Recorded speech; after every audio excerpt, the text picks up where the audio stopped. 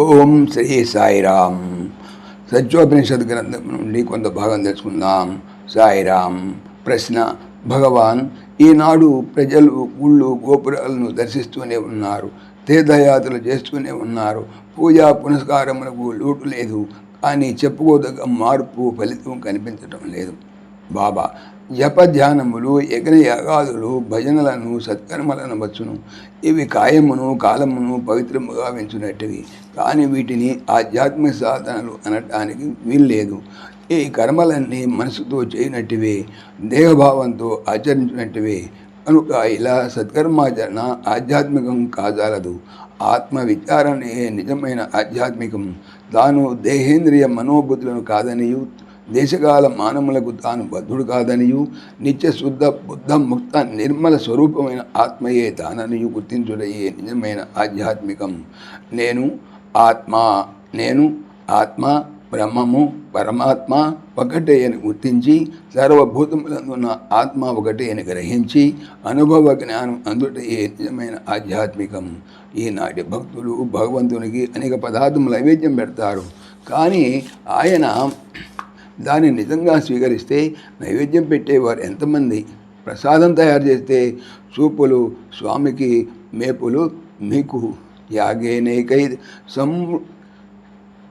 త్యాగైనేకే అమృతత్వం మానసోహు అన్నారు. సమాజ సేవలో మీ కాలాన్ని, శక్తిని, ధనాన్ని త్యాగం చేయాలి.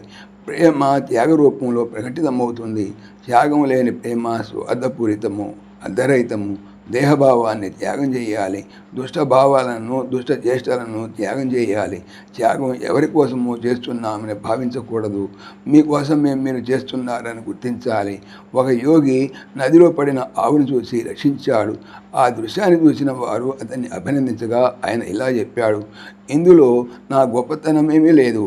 ఆ ఆవు పడిన బాధ నన్ను బాధ పెట్టింది, కాబట్టి దాన్ని రక్షించటం ద్వారా నా బాధను నేను నివారణ భావించుకున్నాను. అంతే. త్యాగం చేయటం మీకు భగవంతుడు అనుగ్రహించిన మహత్తరమైన అవకాశంగా భావించాలి. ఒక గృహస్థుడు అన్నదానం చేయదలిచి ఒక బ్రాహ్మణుని అపరాహ్న వేళ భోజనానికి రమ్మన్నాడు. ఆ వృత బ్రాహ్మణుడు వచ్చిన వెంటనే పీట మీద కూర్చొని భోజనమును ఆరగించడం ప్రారంభించాడు. అది చూసి ఆ గృహస్థుడు, ఇదేం విడ్డూరం, ఈ బ్రాహ్మణుడు భోజనమునకు ఉపక్రమించే ముందు పూజ చేయలేదే, ఎలాంటి నియమనిష్టలు లేక విందారగిస్తున్నాడే అని కోపంతో అతన్ని బయటికి గెంటివేశాడు. ఆనాటి రాత్రి భగవంతుడు ఆ గృహస్థునికి కల్లో కనపడి, నాయన, ఒక పూట భోజనం పెట్టడానికి నీవు ఇంతగా బాధపడుతున్నావు, షరతులు బెదిరిస్తున్నావు, నేను అతనికి 80 సంవత్సరాలుగా భోజనం పెడుతున్నాను, ఇది ఆలోచించావా అన్నాడు. కనుక త్యాగాన్ని సహజంగా ఎలాంటి నిబంధన లేకుండా చేయాలి. తల్లి బిడ్డ కోసం తన ప్రాణాన్నైనా త్యాగం చేస్తుంది. ఇందువల్ల ప్రేమయే కారణం. వృక్షాలు తమ ఫలాలను త్యాగం చేస్తాయి, నదులు నీటిని త్యాగం చేస్తాయి, గోవులు క్షీరాన్ని త్యాగం చేస్తాయి. అదే రీతిగా మీ దేహం కూడా త్యాగం కోసమై ఏర్పడిందిగా గుర్తించాలి. పూజలు భజనల కంటే సేవ త్యాగం అధికమైనవి. ప్రార్థించే పెదవుల కన్నా సేవించే చేతులు మిన్న. భగవంతుని ప్రేమించడమే భక్తి అన్నారు. ఈ ప్రేమ త్యాగం ద్వారా వెల్లడి కావాలి.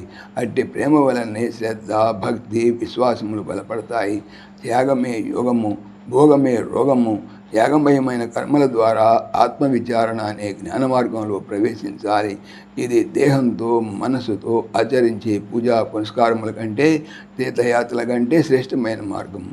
అప్పుడే ఆశించిన ఫలితం చేకూరుతుంది, ఆనందం ప్రాప్తిస్తుంది. సాయిరామ్.